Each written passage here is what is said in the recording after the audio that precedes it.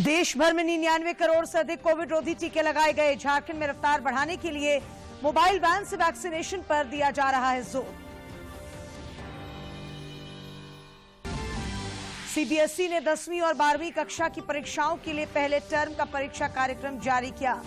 10वीं की 30 नवंबर और 12वीं की परीक्षा 1 दिसंबर से होगी शुरू। झारखंड समेत देश के विभिन्न भागों में आज मनाया जा रहा है पैगंबर मोहम्मद का जन्मदिन, ईद मिलाद उन नबी। कोविड को लेकर झारखंड में नहीं निकलेगा जुलूस। और T20 विश्व कप के पहले अभ्यास मैच में भारत ने इंग्लैंड को 7 विकेट से हराया। भारत का दूसरा अभ्यास मैच कल ऑस्ट्रेलिया के साथ।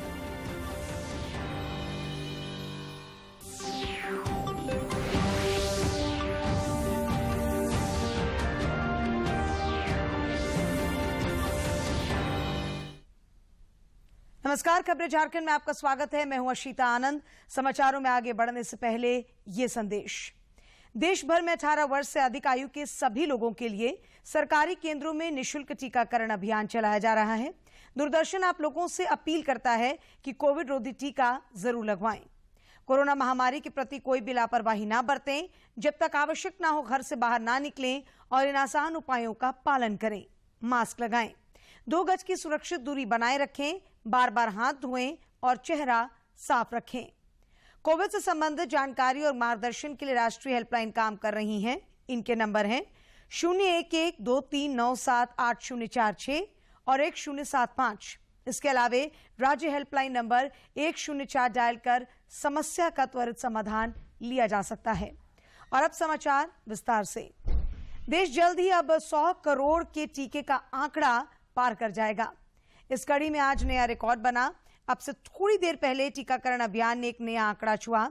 अब तक देश में 99 करोड़ से अधिक कोविड रोधी टीके लगाए जा चुके हैं।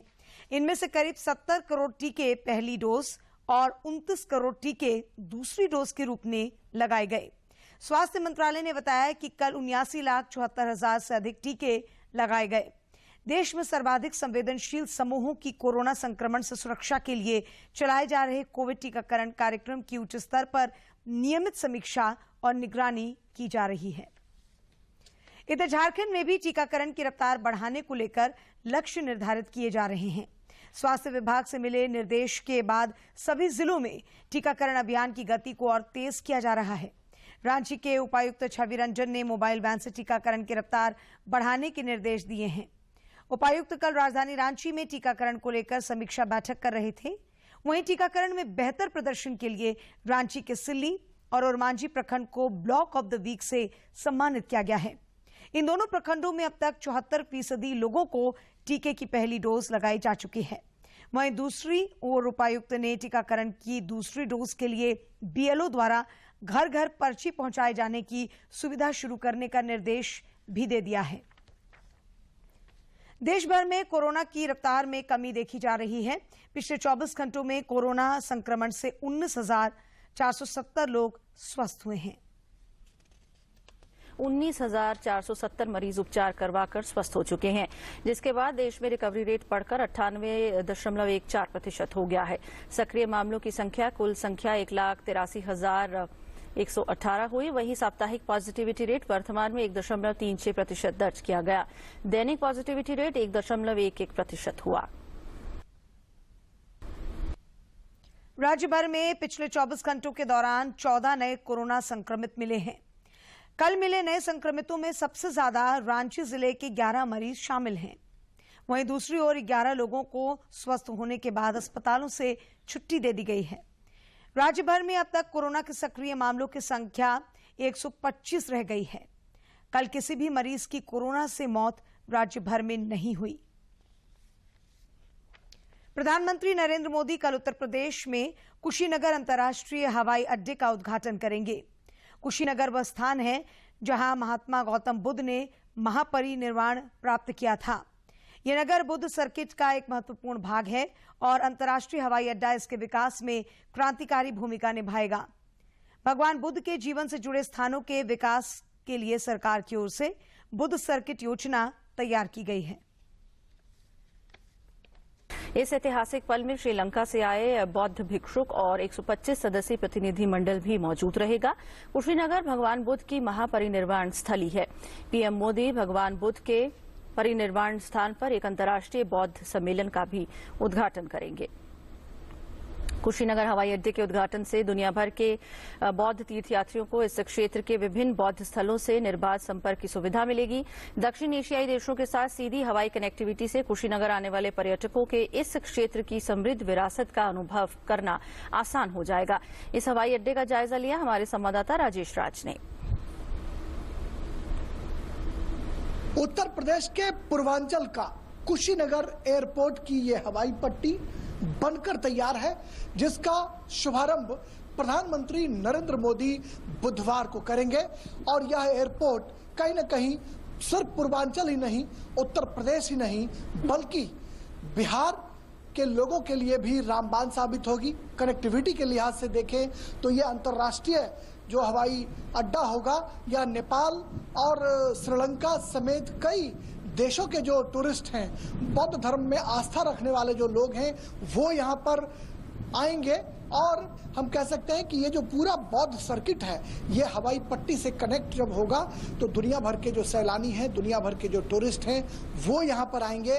और कहीं ना कहीं निश्चित तौर पर यह एक भारत सरकार और उत्तर प्रदेश सरकार के लिए एक कामयाबी का दिन होगा, जब इस हवाई पट्टी से उड़ान जो है वो भरने लगेगी। और वह उड़ान सपनों की उड़ान होगी।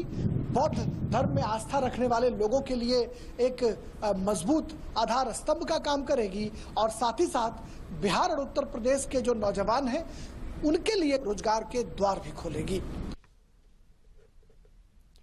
केंद्रीय माध्यमिक शिक्षा बोर्ड सीबीएसई ने वर्ष 2021-22 के लिए पहले टर्म की 10वीं और 12वीं कक्षा की बोर्ड परीक्षाओं के लिए प्रमुख विषयों का परीक्षा कार्यक्रम जारी कर दिया है। डेटशीट के अनुसार 10वीं की प्रमुख विषयों की परीक्षा 30 नवंबर से और 12वीं की 1 दिसंबर से शुरू होगी। केंद्रीय माध्यमिक शिक्षा बोर्ड के परीक्षा नियंत्रक संयम भारद्वाज ने बताया कि डेटशीट बनाते समय इस बात का ध्यान रखा गया है कि हर बच्चे को तैयारी के लिए पूरा समय मिले। उन्होंने कहा कि हमारा प्रयास होगा कि जो सारे एग्जाम्स हैं, उन एग्जाम्स को कराते समय हम कोविड का पूरी तरीके से ध्यान रखें।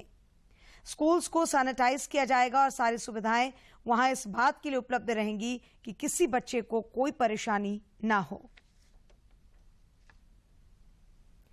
भारत की अग्रणी टेलीमेडिसिन सेवा ई संजीवनी को 1 करोड़ 40 लाख से अधिक परामर्श प्रदान किए गए हैं। कोरोना काल में यह सेवा लोगों के लिए काफी मददगार साबित हुई है। और ई संजीवनी ओपीडी के इस पहल ने समय के साथ डिजिटल प्लेटफॉर्म के माध्यम से स्वास्थ्य सेवा प्रदान करने में अपार लोकप्रियता हासिल की है। ई संजीवनी ABHWC एक doctor to doctor tele consultation system है। ये हब एंड स्पोक मॉडल पर काम करता है। 13 अप्रैल 2021 को शुरू की गई ई संजीवनी ओपीडी का उद्देश्य सुरक्षित डॉक्टर रोगी परामर्श प्रदान करना है। ई संजीवनी ओपीडी iOS और एंड्रॉइड स्मार्टफोन दोनों के लिए मोबाइल ऐप के रूप में उपलब्ध है। ई संजीवनी समग्र रूप से जमीनी स्तर पर डॉक्टरों और विशेषज्ञों की कमी को दूर कर रही है, जबकि माध्यमिक और तृतीय स्तर के अस्पतालों पर बोझ भी कम कर रही है। नए लॉन्च किए गए आयुष्मान भारत डिजिटल स्वास्थ्य मिशन के अनुरूप इस डिजिटल पहल का उद्देश्य देश के डिजिटल स्वास्थ्य ढांचे में लगातार सुधार करना है। पैगंबर मोहम्मद का जन्मदिन ईद मिलाद उन नबी आज देश के विभिन्न भागों में मनाया जा रहा है। कोविड के प्रतिबंधों के कारण अधिकतर जगहों पर मिलाद बड़े पैमाने पर आयोजित नहीं होगा। कोविड नियमों और दिशा निर्देशों का पालन करते हुए मिलाद महफिल और सिरात मजलिस आयोजित की जाएंगी। इस अवसर पर धर्मगुरु पैगंबर मोहम्मद के जीवन और संदेशों के बारे में बताएंगे। इधर राजधानी रांची में कोविड को लेकर जिला प्रशासन द्वारा जुलूस निकालने की अनुमति नहीं दी गई है। उल अव्वल के 12वें दिन पड़ता है। राष्ट्रपति और उपराष्ट्रपति ने इस अवसर पर देशवासियों को ईद मिलाद उन नबी की बधाई दी। अधिकांश स्थानों पर कोविड-19 प्रतिबंधों के मद्देनजर बड़े पैमाने पर मिलाद जुलूस नहीं निकाला जाएगा। हालांकि कोविड मानदंडों और दिशा निर्देशों का पालन करते हुए मिलाद महफिल्स और सीरत मजलिस के आयोजन होंगे। रांची विश्वविद्यालय सहित विभिन्न शिक्षण संस्थानों में ईद मिलाद उन नबी के मौके पर आज अवकाश की घोषणा की गई है। इधर राष्ट्रपति रामनाथ कोविंद, उपराष्ट्रपति एम वेंकैया नायडू, प्रधानमंत्री नरेंद्र मोदी, राज्यपाल रमेश बैस और मुख्यमंत्री हेमंत सोरेन ने लोगों को ईद मिलाद उन नबी की शुभकामनाएं दी हैं। ईद मिलाद उन नबी के पावन अवसर पर मैं सभी देशवासियों, विशेष रूप से हमारे मुस्लिम भाइयों बहनों को मुबारकबाद देता हूं। आइए हम सब पैगंबर मोहम्मद के जीवन से प्रेरणा लेकर समाज की खुशहाली के लिए और देश में सुख शांति बनाए रखने हेतु कार्य करें।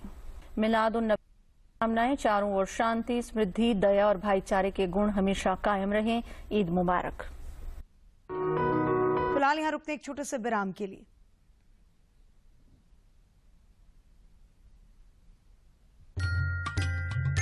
बस सब ठीक से हो गया है, चलो हम सब घर चलते हैं। अरे पर डॉक्टर साहब ने तो रुकने को बोला था। कोई जरूरत नहीं, जल्दी चलो।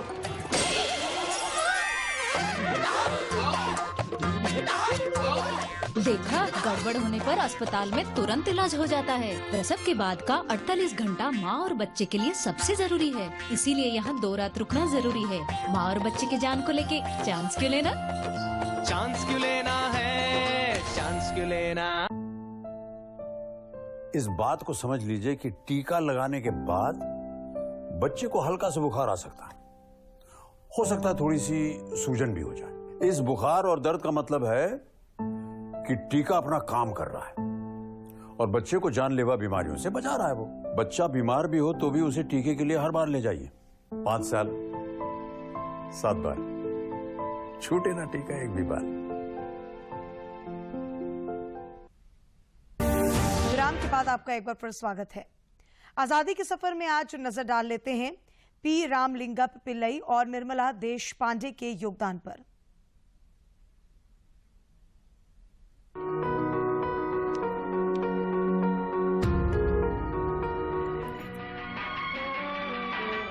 उन्नीस अक्टूबर 1888 को नमक्कल कविगनार के नाम से विख्यात वी रामलिंगम पिल्लई का जन्म तमिलनाडु के नमक्कल जिले के मोहनूर में वेंकटरमन और अम्मा न्यम्माल के घर हुआ था। उनके पिता पुलिस विभाग में कार्यरत थे। उन्होंने 1909 में त्रिची के बिशप हेबर कॉलेज से स्नातक की परीक्षा पास की। प्रारंभ में उन्होंने नमक्कल तहसीलदार के कार्यालय में एक क्लर्क के रूप में काम किया और बाद में प्राथमिक विद्यालय में शिक्षक के रूप में सेवाएं दी। वी रामलिंगम पिल्लई ने देशभक्ति के जोश से ओतप्रोत सैकड़ों कविताएं लिखी। उन्होंने 1930 में ब्रिटिश सरकार के खिलाफ नमक सत्याग्रह में भाग लिया और 1 साल जेल में रहे। उनके उपन्यासों और गीतों ने तमिलनाडु के युवाओं को स्वतंत्रता आंदोलन और दुश्मन से लड़ने के गांधीवादी तरीकों के बारे में बताया। प्यार से राष्ट्रवादी कवि कहे जाने वाले रामलिंगम पिल्लई ने लिखा था, बिना तलवार और बिना रक्त के एक युद्ध छेड़ा जा रहा है। जो सत्य की अमरता में विश्वास करते हैं वे बिना किसी हिचकिचाहट के शामिल हो सकते हैं। गांधी என்ற சாந்தமூர்த்தி தேர்ந்து காட்டும் செந்நெறி மாந்தருக்குள் தீமை குன்ற வாய்ந்த தெய்வ மார்க்கமே। रामलिंगम पिल्लई के उपन्यास मलाइकलन पर स्वतंत्रता के बाद एक तमिल फिल्म बनाई गई थी जो सुपरहिट हुई और इसे सर्वश्रेष्ठ फिल्म का राष्ट्रपति पदक हासिल हुआ था। इस फिल्म को बाद में हिंदी में आजाद के नाम से बनाया गया। एक भारतीय और तमिल होने के गौरव पर उनकी कविताओं और खादी पर उनके छंदों को आज भी तमिलनाडु में उद्धृत किया जाता है। उन्हें 1971 में पद्म भूषण से अलंकृत किया गया।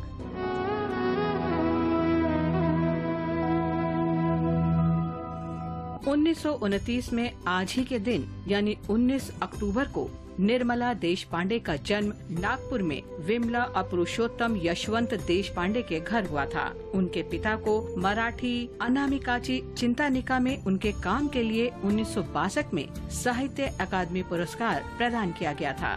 निर्मला देशपांडे ने नागपुर से राजनीति विज्ञान में एमए किया था। उन्होंने पुणे के फर्ग्यूसन कॉलेज से भी पढ़ाई की। इसके बाद उन्होंने नागपुर के मॉरिस कॉलेज में राजनीति विज्ञान में व्याख्याता के रूप में कार्य किया। देशपांडे 1952 में विनोबा भावे के भूदान आंदोलन में शामिल हुई। उन्होंने गांधी के ग्राम स्वराज्य के संदेश आदेश के प्रचार के लिए पूरे भारत में 40,000 किलोमीटर की पद यात्रा की। उन्होंने माना कि गांधी जी के सिद्धांतों का पालन करना मुश्किल है, फिर भी उनका मानना था कि वास्तव में लोकतांत्रिक समाज की दिशा में आगे बढ़ने का यही एकमात्र उपाय है।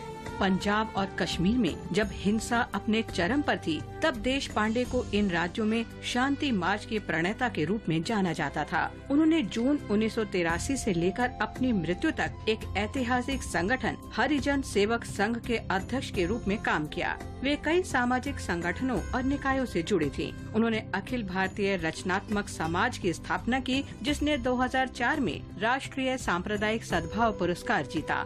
निर्मला देशपांडे 2 बार राज्यसभा की मनोनीत सदस्य रहीं। उन्हें 2005 में राजीव गांधी राष्ट्रीय सद्भावना पुरस्कार और 2006 में पद्म विभूषण से सम्मानित किया गया था।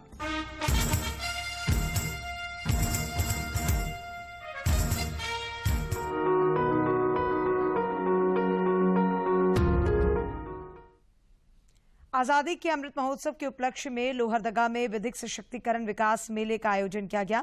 जिला प्रशासन और डालसा लोहरदगा की ओर से पेशरार प्रखंड सांचल कार्यालय में विधिक सशक्तिकरण कैंप सह विकास मेले का आयोजन हुआ।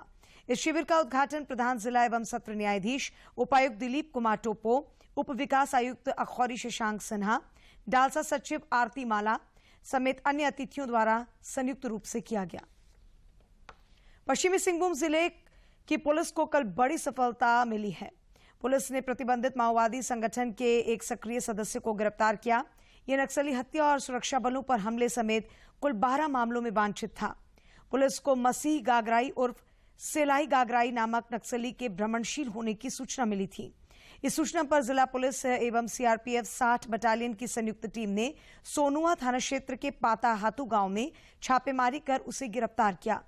पोड़ाहाट के अनुमंडल पुलिस पदाधिकारी नाथू सिंह मीणा ने बताया कि गिरफ्तार किए गए उग्रवादी के खिलाफ जिले के विभिन्न थानों में हत्या एवं सुरक्षा बलों पर हमले जैसे कुल 12 संगीन मामले दर्ज हैं। उसे आज पुलिस ने न्यायिक हिरासत में भेज दिया है।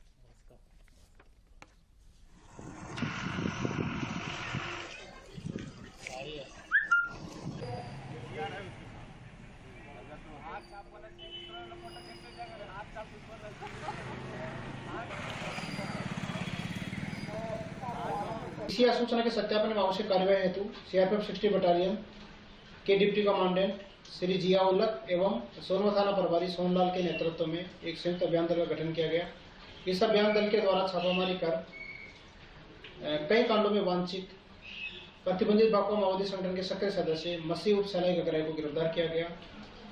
यह प्रतिबंधित भाकपा माओवादी संगठन में सक्रिय सदस्य के रूप में हत्या, आगजनी, लेवी वसूलना, सुरक्षा बलों पर हमला, सुरक्षा बलों को नुकसान पहुंचाने के उद्देश्य से आईडी बम लगाना इत्यादि कई घटनाओं में सम्मिलित रहा है। इस पर चाईबासा जिला के विभिन्न थानों में 12 आपराधिक मामले दर्ज हैं। इसे आज सोनवा थाना से कांड संख्या 26-17 में गिरफ्तार कर न्यायिक हिरासत में भेजा जा रहा है। कोरोना का खतरा अभी टला नहीं है। दूरदर्शन झारखंड आप सबों से अपील करता है कि आप खुद भी मास्क पहने तथा दूसरों को भी मास्क पहनने के लिए प्रेरित करें। सामाजिक दूरी के दिशा निर्देशों का पालन जरूर करें। मास्क के उपयोग को लेकर सभी के सहयोग से मास्क अप इंडिया अभियान की शुरुआत हुई है, जो डीडी न्यूज और उससे जुड़े सोशल मीडिया प्लेटफॉर्म पर जारी रहेगा। कोरोना को हराना है, मास्क जरूर लगाना है। जारी है। ऐसे में सबसे जरूरी है सावधानी और बचाव। फेस मास्क कोरोना से रोकथाम का सबसे प्रभावी उपाय साबित हुआ है।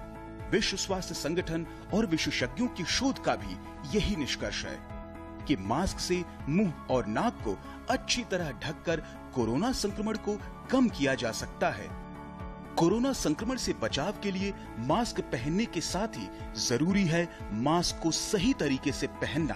बहुत से लोग मास्क से नाक और मुंह को सही तरीके से नहीं ढकते हैं, जिससे संक्रमण का खतरा बना रहता है। बिना मास्क या फेस कवर के घर से बाहर निकलने की अभी कल्पना करना भी सही नहीं है। जुड़िए डीडी न्यूज की। पुरुषों के 2020 क्रिकेट विश्व कप में कल रात दुबई में पहले अभ्यास मैच में भारत ने इंग्लैंड को 7 विकेट से हरा दिया। इंग्लैंड ने पहले बल्लेबाजी करते हुए 5 विकेट पर 188 रन बनाए। भारत ने 3 विकेट पर 6 गेंद शेष रहते जीत का लक्ष्य हासिल कर लिया। ईशान किशन ने 70 और केएल राहुल ने 51 रन बनाए। भारत का दूसरा अभ्यास मैच ऑस्ट्रेलिया से होगा। मैच दुबई में ही कल भारतीय समय अनुसार दोपहर 3:30 बजे से खेला जाएगा। पहले बल्लेबाजी करते हुए 5 विकेट पर 188 रन बनाए। इंग्लैंड की ओर से जॉनी बेयरस्टो ने सर्वाधिक 49 रन बनाए। वहीं मोइन अली ने नाबाद 43 रन की पारी खेली। भारत की तरफ से मोहम्मद शमी ने 3 विकेट लिए। जवाब में भारत ने 19 ओवर में 3 विकेट खोकर लक्ष्य हासिल कर लिया। भारत की तरफ से ईशान किशन ने 70 रन की शानदार पारी खेली। वहीं लोकेश राहुल ने 51 रन बनाए। तेलंगाना से गुजर रहे निम्न दबाव के चक्रवात का असर झारखंड पर पड़ा है। इस वजह से पिछले 2 दिनों से मौसम में बदलाव आया है। रांची सहित झारखंड के कई हिस्सों में रुक रुक कर बारिश हो रही है। कल तक राज्य भर में वज्रपात की चेतावनी जारी की गई है। भारतीय मौसम विज्ञान केंद्र रांची के वैज्ञानिक अभिषेक आनंद ने बताया कि इस बारिश से राज्य भर में 3 से 4 डिग्री तापमान में गिरावट दर्ज की गई है। तापमान गिरने से ठंड बढ़ने के आसार हैं। 21 अक्टूबर से मौसम साफ हो जाएगा। पश्चिमी सिंहभूम जिले में भारी बारिश से जनजीवन अस्त व्यस्त हो गया है। जिले में पिछले 3 दिनों से लगातार हो रही बारिश के कारण कई जगहों पर जलजमाव की स्थिति भी पैदा हो गई है। जिले के अधिकांश इलाकों में नदी नालों का जलस्तर बढ़ गया है और निचले इलाकों में जलभराव की स्थिति बन गई है। लगातार हो रही बारिश का असर जहां लोगों की दिनचर्या पर पड़ा है, वहीं किसानों को उत्पादन का भारी नुकसान भी हुआ है। मौसम विभाग की माने तो अगले 24 घंटों में भी स्थिति ऐसी ही बनी रह सकती है। खूंटी जिले के धरती आबा बिरसा मुंडा के क्रांतिकारी स्थल उलीहातू के पड़ोसी गांव पीड़ीहातू में 1 दिवसीय फुटबॉल टूर्नामेंट का आयोजन किया गया। पीड़ीहातू गांव के छैला सोमा फुटबॉल मैदान में मैच संपन्न हुआ। खूंटी क्षेत्र की पहचान वैसे तो हॉकी के रूप में ही मानी जाती है, लेकिन प्रधानमंत्री के खेलो इंडिया को बढ़ावा देने के बाद अब अन्य खेलों में भी ग्रामीण खेल प्रतिभाएं अपना दमखम दिखाने में जुटी हैं।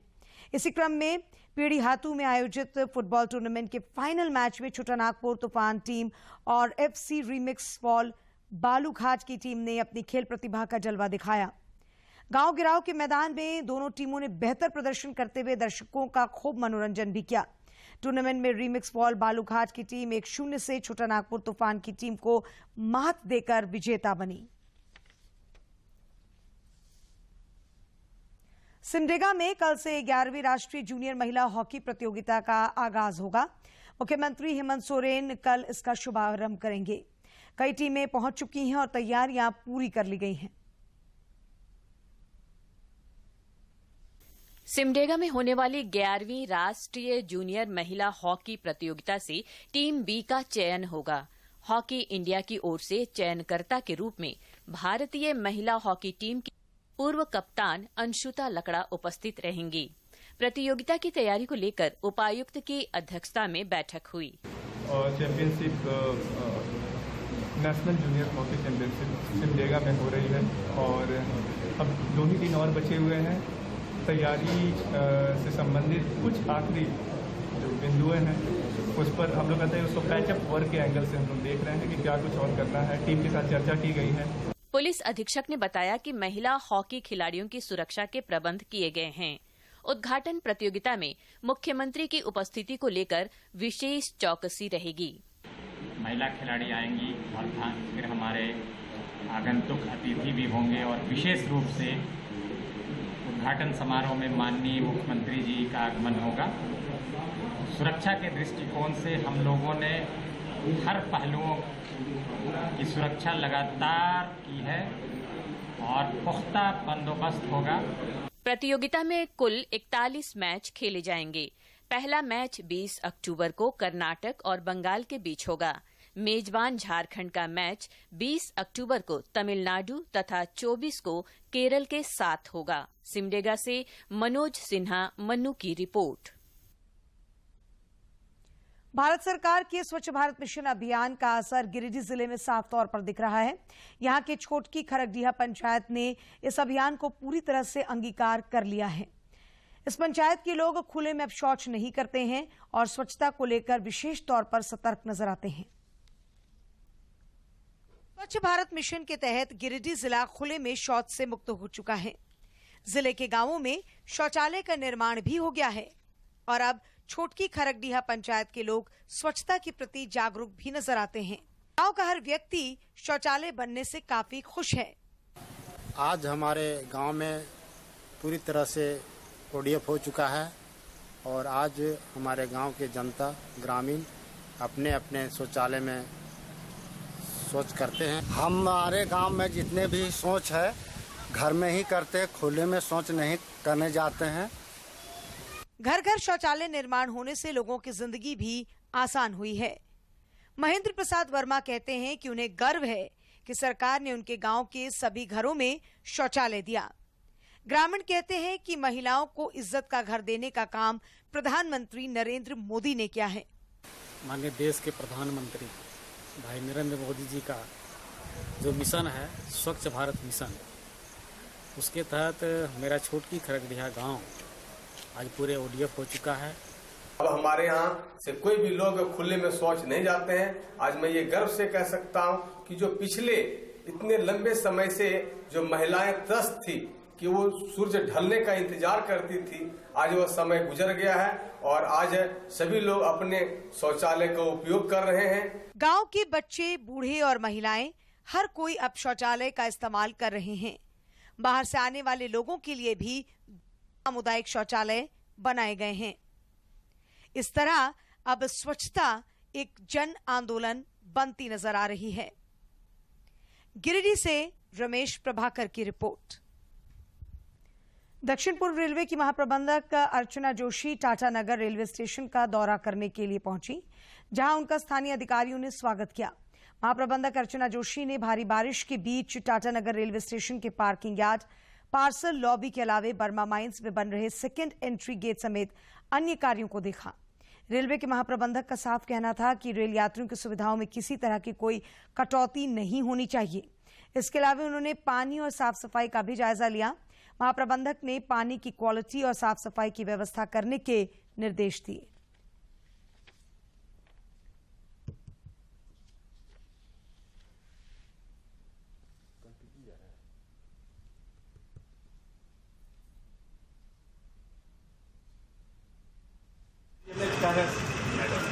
वहाँ पे एम्बुलेंस का सुविधा हटा लिया। इस सुविधा में अभी एफओबी कंप्लीट किया जाएगा। 31 जनवरी तक हम कोशिश करेंगे, ये टारगेट दिया गया है कि एफओबी कंप्लीट कर दें, जिससे आपकी सारे प्लेटफॉर्म के साथ एंट्री लिंक हो जाएगी। बाकी हम अपने सर्कुलेटिंग एरिया को इम्प्रूव करेंगे और उसमें जो जो सुविधाएं की ज़रूरत है वो देंगे। ये डिपेंड करता है कोविड सिचुएशन पर। कोविड सिचुएशन जैसे जैसे नॉर्मलाइज होगी तो नॉर्मल ट्रेन सर्विसेज रिज्यूम होंगी और जहाँ तक स्पेशल ट्रेन चलानी है वो तो रेलवे बोर्ड उनकी तैयारी। दूरदर्शन झारखंड पर पल पल की खबरों से जुड़े रहने के लिए आप हमारे social media platform Twitter, Facebook और यूट्यूब से जुड़ सकते हैं, क्योंकि खबरों से जितना बाखबर रहना जरूरी है, उससे ज्यादा जरूरी है सटीक, संतुलित और निष्पक्ष समाचार। हमारा ट्विटर हैंडल और फेसबुक पेज है डीडी न्यूज झारखंड। आप हमें YouTube channel Jharkhand DD news पर भी देख और सुन सकते हैं।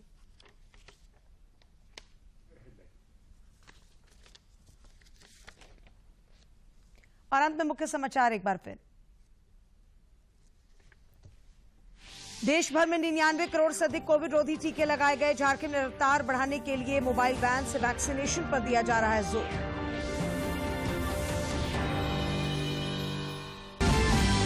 सीबीएसई ने 10वीं और 12वीं कक्षा की परीक्षाओं के लिए पहले टर्म का परीक्षा कार्यक्रम जारी किया।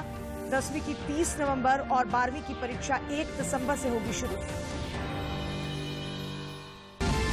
झारखंड समेत देश के विभिन्न भागों में आज मनाया जा रहा है पैगंबर मोहम्मद का जन्मदिन, ईद मिलाद उन नबी। कोविड को लेकर झारखंड में नहीं निकलेगा जुलूस।